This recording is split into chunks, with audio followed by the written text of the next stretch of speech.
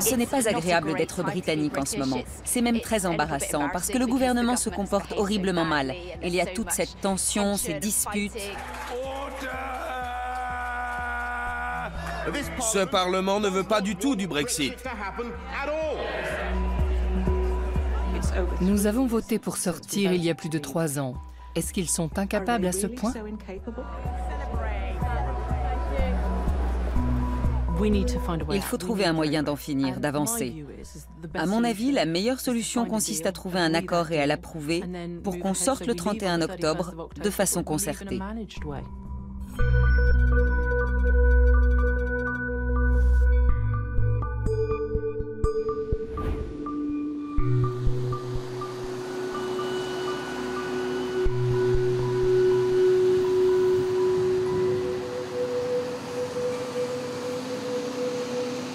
Southampton, à la fin du mois de septembre.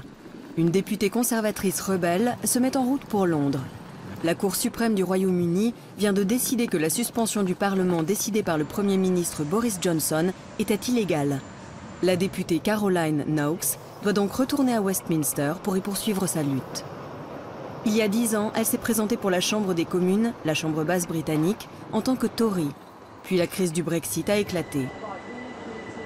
Boris Johnson voulait une sortie de l'Union européenne sans accord, un no deal.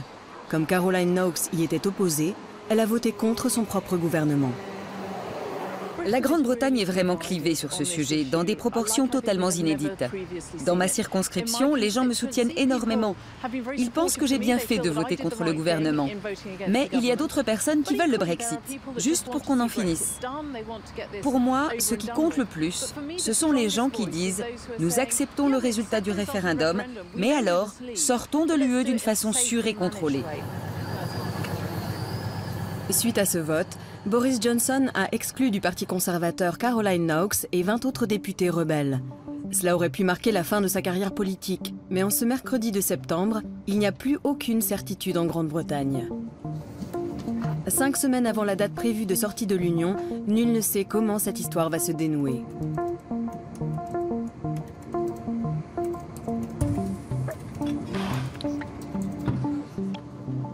Actuellement, le Parlement est bloqué. Nous ne voulons pas refaire d'élections, mais nous ne voulons pas non plus d'un accord. C'est très frustrant d'être dans cette situation, alors que nous aurions pu trouver une solution en mars. En ce moment, nous serions en train de bâtir notre relation future avec l'UE.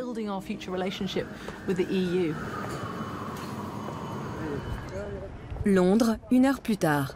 Caroline Knox se rend à Westminster où le Parlement se réunit aujourd'hui. Des manifestants ont convergé en grand nombre devant l'entrée, aussi bien des opposants que des partisans du Brexit. C'est un bain dans une foule hostile pour les parlementaires, dont la réputation est au plus bas après 3 ans de chaos généralisé. Le pays est profondément divisé et semble incapable de prendre une décision. On ne nous a pas dit la vérité. On nous a menti sur toute la ligne. Vous refusez d'admettre le résultat d'un scrutin démocratique. Ce n'est pas vrai. On ne peut pas changer le score d'un match de foot. Cette ambiance délétère sape aussi depuis quelque temps les vénérables institutions démocratiques du Royaume. Au Parlement, la foire d'empoigne est devenue la normalité.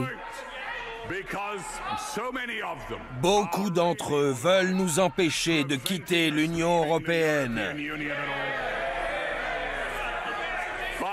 Mais l'heure est bientôt arrivée, Monsieur le Président. Et même ces dindes ne pourront pas empêcher Noël.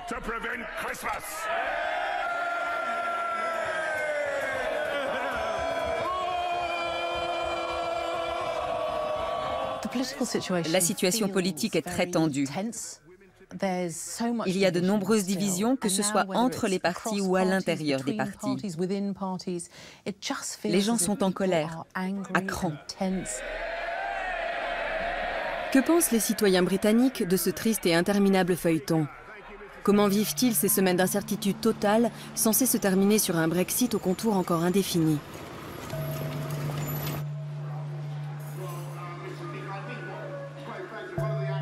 Dans sa maison du nord de Londres, l'europhile Sarah O'Keefe suit le débat parlementaire à la télévision.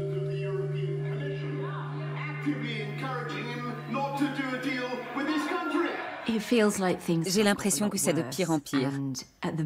Nous sommes actuellement dans une impasse. Les gens ont peur, on a un sentiment d'insécurité et de peur.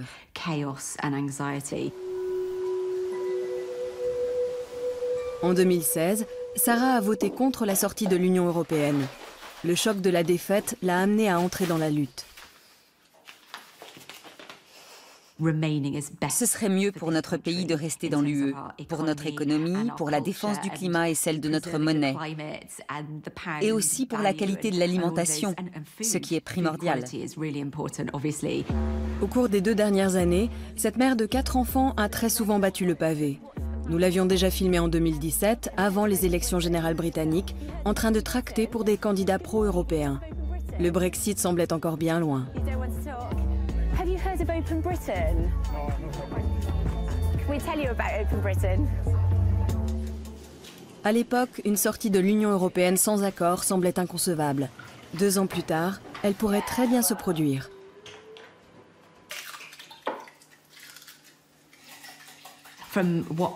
D'après ce que j'ai entendu, il y aura une pénurie de vivres dans les magasins. Qu'est-ce qu'on peut faire contre ça? Ce sera une catastrophe pour ma famille. J'ai 4 enfants à nourrir, moi. Ce sera désastreux pour tout le monde.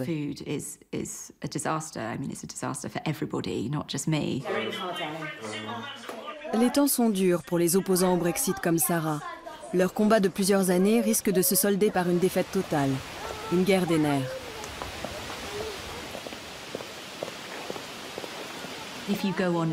Dans les groupes de militants anti-Brexit sur Internet, vous avez beaucoup de gens qui disent que leur vie a changé, au point d'aller chez le médecin pour ça. Ils se sentent déprimés. Sarah retrouve une amie qui a également voté pour que le pays reste dans l'Union européenne. Elle est inquiète, elle aussi. Je redoute un Brexit sans aucun accord. On est dans le brouillard complet. Dans le secteur où je travaille, celui de la santé, on se demande ce qui va se passer. La majorité des employés sont européens.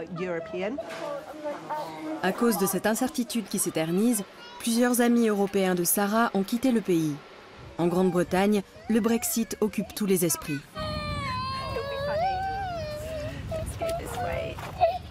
Personne ne pense à autre chose. Ce pays ne tourne plus, il restera à l'arrêt jusqu'à ce que ce problème soit réglé. Il faudrait s'occuper des sans-abri, de la pauvreté. Mais le seul sujet dont on parle, c'est le Brexit. C'est déprimant. Au même moment, à Westminster, le Parlement interrompt ses débats quelques instants. Caroline Knox en profite pour expédier les affaires courantes. Au cours des dernières semaines, elle a accumulé du retard. Depuis son exclusion du Parti conservateur, elle lutte pour un accord en tant que députée non alignée. En cette fin septembre, elle y croit encore. En tant qu'ancienne ministre, elle a de bons contacts dans tous les partis. Elle sait ce que pensent les députés de la Chambre basse. Je crois que beaucoup de députés regrettent ce qu'ils ont fait il y a quelques mois. Beaucoup de ceux qui n'ont pas voté pour l'accord proposé par Theresa May estiment aujourd'hui que cela aurait été la meilleure solution. Je pense qu'il y a eu une évolution de ce côté-là. De toute évidence, de nombreux députés regrettent que ce problème n'ait pas été réglé plus tôt et ils aimeraient le faire dès que possible. Malheureusement, on n'a guère l'impression que le gouvernement tente réellement de calmer le jeu. Caroline Knox essaie de pousser Boris Johnson dans cette direction.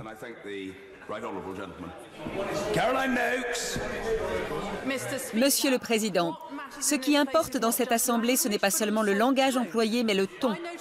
Mon honorable collègue, le Premier ministre, a parlé de lâcheté politique.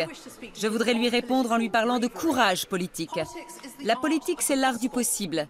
Je pense sincèrement qu'il est possible pour le Premier ministre d'obtenir un nouvel accord. Et il est possible qu'il soit voté par cette Chambre. Ce serait une preuve de courage politique non seulement de rallier toute cette Assemblée, mais de la porter à bout de bras.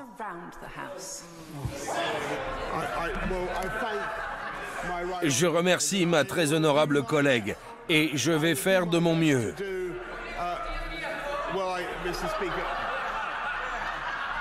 Monsieur le Président, de toute évidence, c'est une invitation qui ne fait pas l'unanimité, mais je partage l'idéalisme de mon honorable collègue.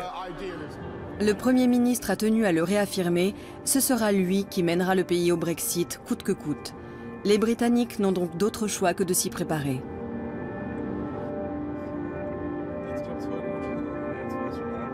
Maidstone, dans le Kent, à environ 50 km au sud-est de Londres. C'est ici que se trouve la ferme de fruits rouges de Tim Chambers. Lui a voté en faveur du Brexit.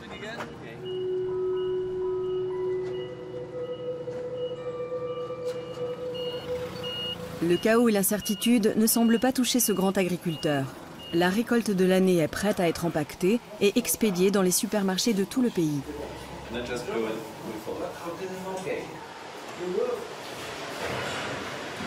Mais comme les Britanniques veulent aussi manger des fruits rouges frais en hiver, Tim Chambers importe des fruits d'Espagne. 4 semaines avant la date théorique de sortie de l'Union européenne, l'exploitant agricole ne sait toujours pas de quoi son avenir sera fait. Y aura-t-il de nouveaux papiers de douane? Des délais de livraison plus longs? Pour ce genre de denrées rapidement périssables, ce serait désastreux.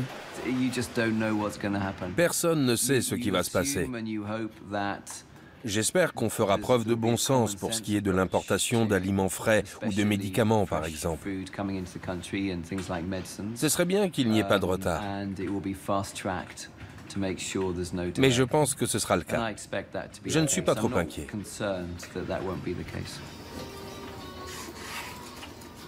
Tim Chambers, dernier d'une longue lignée d'agriculteurs, envisage l'avenir avec sérénité. Il a confiance en l'avenir de son pays, même sans l'Union européenne, et ne regrette pas d'avoir voté pour le Brexit.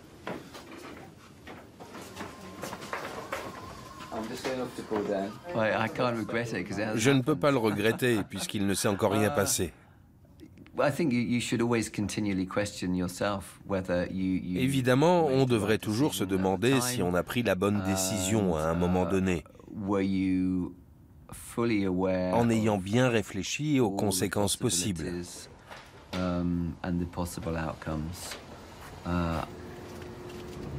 ne pense pas avoir fait autrement, mais je n'ai pas changé d'avis depuis en tout cas. Le chaos politique de son pays le préoccupe tout de même. Il devrait venir devant cette assemblée et demander pardon pour son comportement d'hier. Quelle hypocrisie. Il y a un vrai divorce entre la population et le Parlement.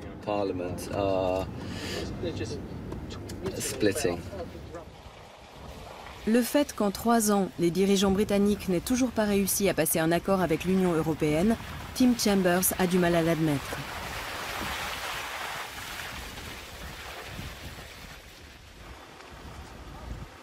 La libre circulation des personnes est un sujet qui lui tient particulièrement à cœur. Sur ces champs travaillent environ 1200 saisonniers venus de Bulgarie, un pays de l'Union européenne. Sans eux, pas de récolte possible.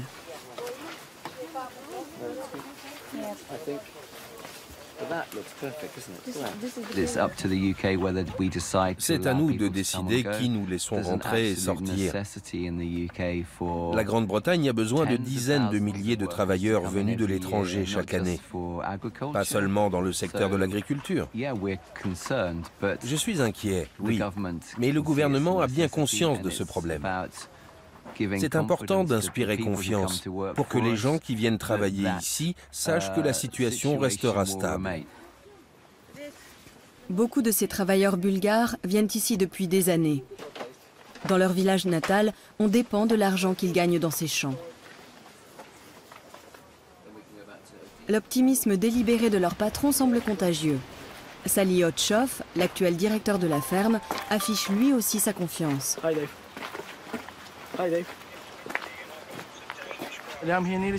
Je suis arrivé ici il y a presque 20 ans, quand il fallait encore un visa.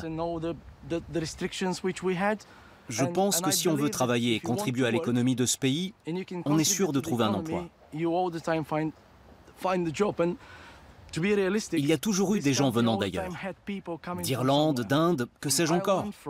Il y a toujours un besoin de main-d'œuvre. Pendant la saison des récoltes, Les Bulgares habitent dans un village de mobil-home situé sur l'exploitation. Un point inquiète ces travailleurs, que leur rémunération diminue en cas de Brexit sans accord.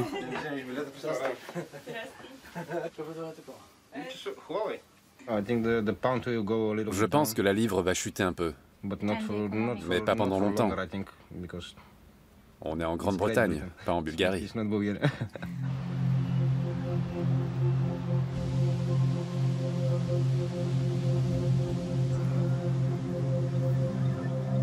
Londres, début octobre. Le cap du pays est toujours incertain. Boris Johnson veut plus que jamais obtenir le Brexit avant la fin du mois, mais il est toujours obligé de traiter avec l'Union européenne.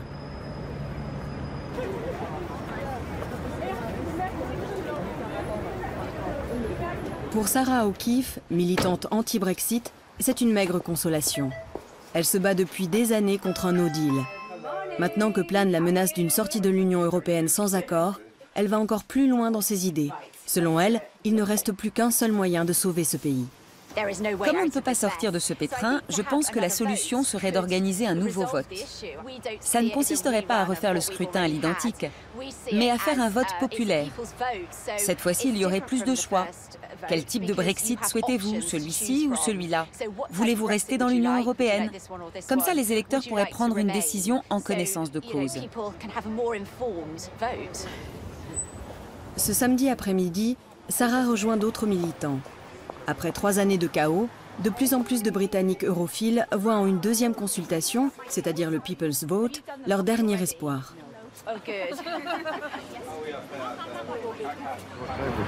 On n'a qu'à installer le stand puis aller se prendre un café. Il ne reste plus beaucoup de temps. C'est pour cela qu'ils veulent manifester nombreux le 19 octobre à Londres et faire pression sur le gouvernement.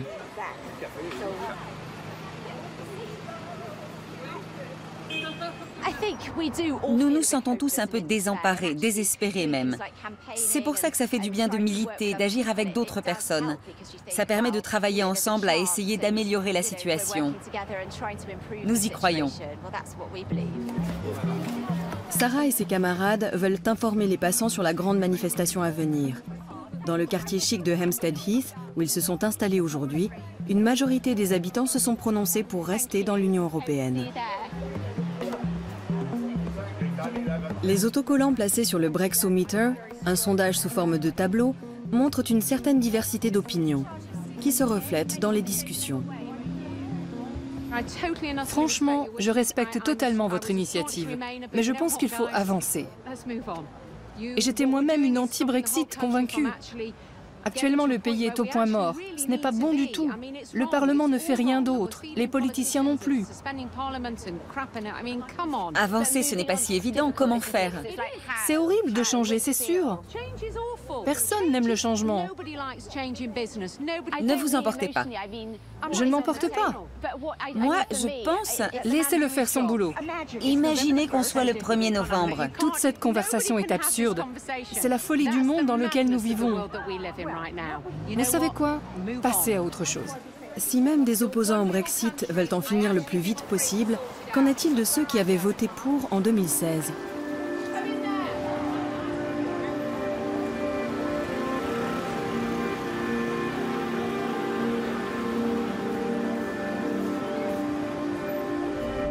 Doncaster, une ville ouvrière dans le nord de l'Angleterre. Ici, on a voté à presque 70% en faveur de la sortie de l'Union européenne.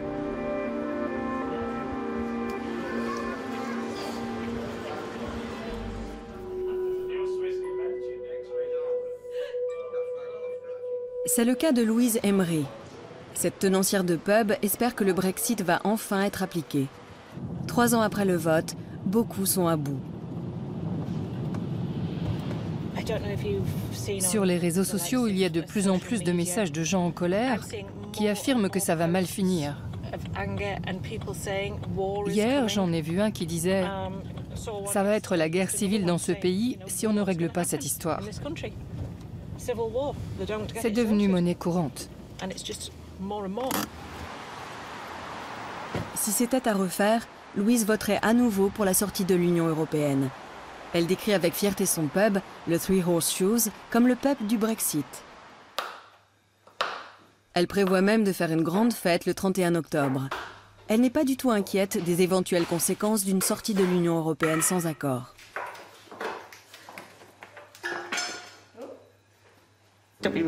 Soyons sérieux. Qu'est-ce qu'ils vont faire? Garder leur nourriture et la laisser pourrir? Ou bien nous l'envoyer? C'est absurde. 4 semaines avant la date théorique de sortie de l'Union européenne, rien n'est sûr. Un report du Brexit est même envisagé. Louise considère cela comme une trahison de la démocratie. La colère est immense et elle grandit encore. Quand on entend des âneries comme cette histoire de People's Vote, alors que le peuple a bel et bien voté la première fois, si nous sommes bien en démocratie, il faut prendre en compte ce résultat. Dans le pub, presque tout le monde a voté pour le Brexit, comme Mark, employé de la Poste et syndicaliste.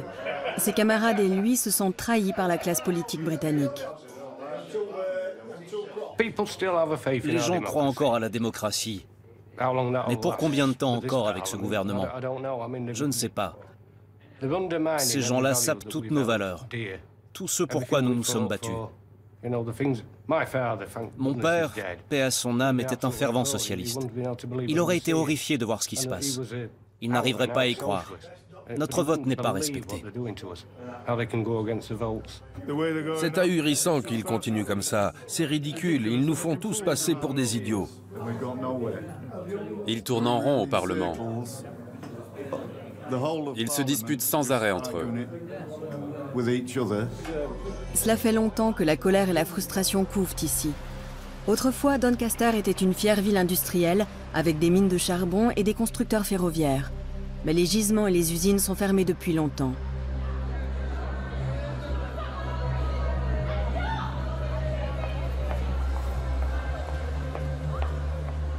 Des subventions venues de l'Union européenne ont alors afflué, par exemple pour le célèbre hippodrome local. Au centre-ville, on a même construit un nouveau marché couvert avec des étals de produits du monde entier. Malgré cela, d'après Louise, les gens du coin se sentent abandonnés. Cette ville a longtemps été délaissée. Heureusement, ça s'améliore un peu.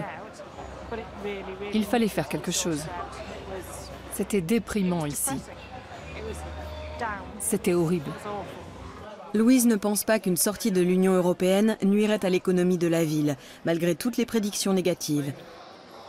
Mais à seulement quelques mètres de là, sur le stand d'un jeune couple d'artistes, on redoute les conséquences d'un Brexit sans aucune règle. Je suis un peu inquiète parce que je ne sais pas ce qui va nous arriver. Il vient d'Espagne, je suis anglaise, je viens d'ici. Nous avons peur que ça nous affecte. Deal, no deal, on ne s'y retrouve plus. Tout le monde a envie de leur dire, faites quelque chose, quoi. Cette interminable période de flottement laisse des traces à Doncaster, même chez les fervents partisans du Brexit réunis au Three Horseshoes.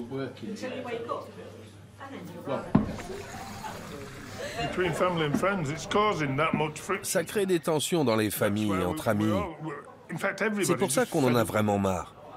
À chaque fois qu'on allume les infos, on se dit « Oh non, encore !» Il y a de plus en plus de gens qui en viennent à penser « Allez, qu'on fasse un no deal et qu'on en finisse ».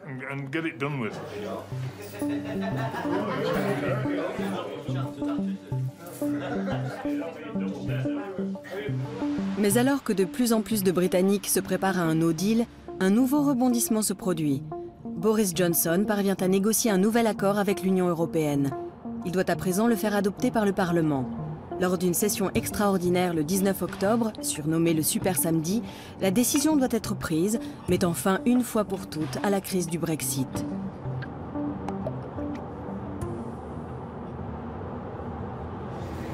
Romsey, une petite ville pittoresque près de Southampton, la veille de ce vote historique.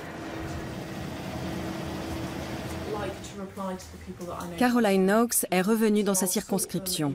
Jusqu'au dernier moment, cette ancienne élue Tory a lutté contre le no deal Brexit, allant même jusqu'à mettre en jeu sa carrière politique. Pour moi, c'est un immense soulagement. J'ai dit au Premier ministre qu'il devait porter toute l'Assemblée à bout de bras pour obtenir une coalition et remporter le vote. Je pense qu'il l'a fait, du moins en partie. Je crois que cela va être un défi, mais pour beaucoup d'entre nous, c'est une grande charge en moins à porter. Nous voulions un accord, nous avons la possibilité de l'obtenir.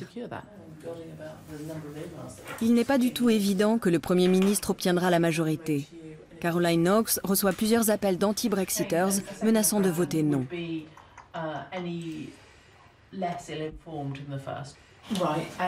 Pourquoi est-ce que vous ne voulez pas de cet accord?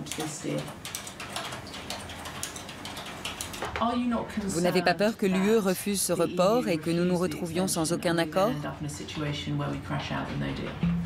Caroline Knox défend sa position sans relâche. Dans les rues de Romsey, elle reçoit des paroles de soutien. Demain, je voterai pour l'accord, pour qu'on en finisse. Enfin.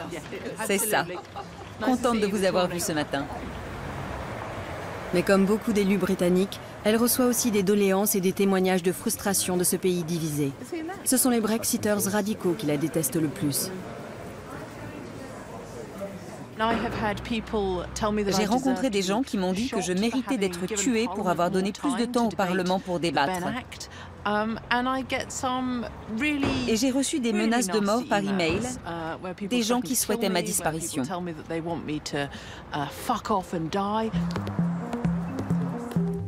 Mais elle n'a pas trop le temps de réfléchir à cela. En cette veille de scrutin, elle arpente sa circonscription. Le vote crucial est dans tous les esprits. C'est le cas dans cette entreprise du secteur technologique. Notre plus gros problème ces 2 dernières années, ça a été l'incertitude de ne pas savoir ce qui allait se passer. Est-ce que nous allons encore recevoir de l'argent de l'Union européenne, par exemple?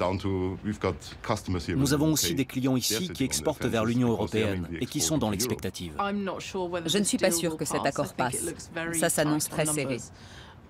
Sinon, il n'y aura pas d'accord. Et ce serait catastrophique pour l'économie et pour des entreprises comme celle-ci.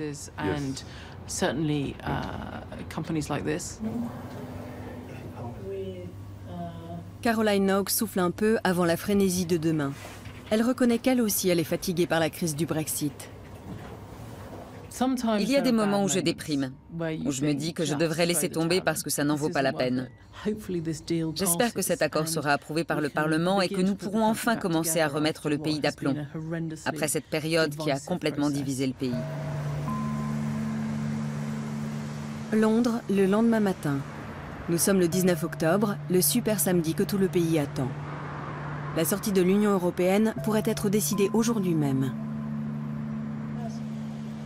Pour la militante anti-Brexit Sarah O'Keefe, cela serait une catastrophe. Elle espère que l'accord ne sera pas voté et que le Brexit sera reporté. Ce serait le seul scénario permettant un deuxième référendum. C'est en ce jour de scrutin au Parlement qu'a lieu la grande manifestation pour le People's Vote. Sarah et ses camarades la préparent depuis des semaines. Tout va se jouer dans quelques heures.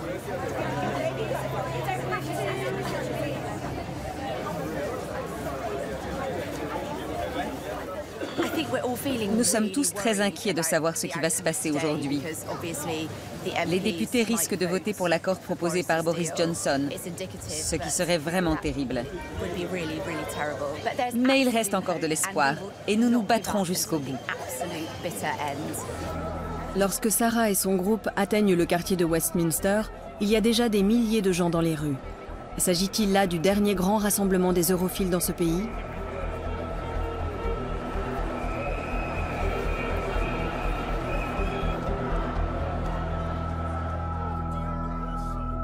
Au Parlement, la session décisive commence. La vénérable chambre est pleine à craquer alors que Boris Johnson présente son accord. Déterminer notre propre avenir, croire à nouveau en nous-mêmes, en tant que Royaume-Uni ouvert, prospère, propice au libre-échange. Voilà ce que cet accord promet à notre pays. C'est une belle promesse, un bel accord que je soumets à cette Assemblée.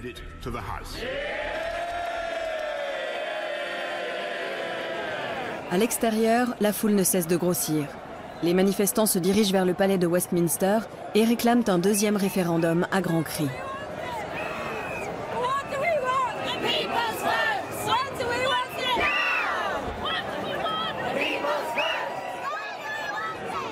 En début d'après-midi, les environs de Westminster sont noirs de monde.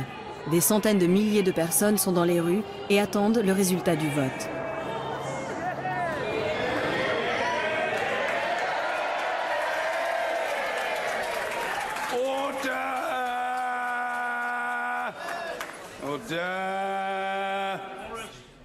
Ce qui se passe alors est représentatif de cette interminable crise du Brexit. À gauche, les oui, 322. À droite, les non, 306. Au lieu d'approuver l'accord et l'avenir promis par Boris Johnson, une majorité de députés décide de rejeter cette proposition. C'est un camouflet pour le Premier ministre. Il doit demander à l'Union européenne une prolongation du délai, au moins pour la forme.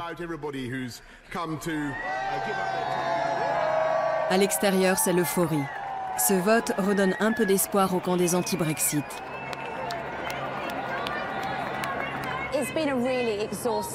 C'est un enchaînement de hauts et de bas, c'est épuisant. Mais ça vaut la peine de continuer à se battre. Pour les générations futures, pour nos enfants, pour tout le monde. Je continuerai à lutter. Sarah peut sourire. Boris Johnson n'a pas réussi à convaincre avec son deal et le Brexit est une nouvelle fois reporté. Mais cette crise a durablement affecté le pays et l'a profondément divisé. Nul ne peut vraiment crier victoire. Tous les camps sont marqués par cet interminable épisode.